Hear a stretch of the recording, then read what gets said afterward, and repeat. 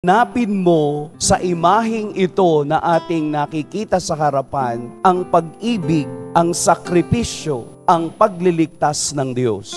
Dahil ang tao lamang bukas, ang tao lamang ang isip ay napupuno ng pag-ibig at awa ng Diyos. Yun lamang ang makauunawa kung ano ang kaniyang kaharian. Dahil sa kaniyang kaharian, ang daan na ating tatahakin at pupuntahan ay ang daang dinaanan ng Poong Jesus Nazareno. Dadaan tayo sa rosas.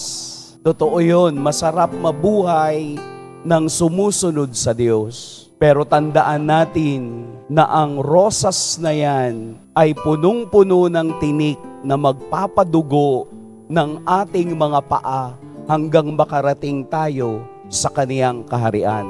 Kasabay ng sakit ng rosas na yan ay ang pangako ng luwalhati at pagmamahal ng Diyos sa bawat isa. Hanapin natin ang kaharian ng Diyos. Pagpalain tayo ng Poong May Kapal.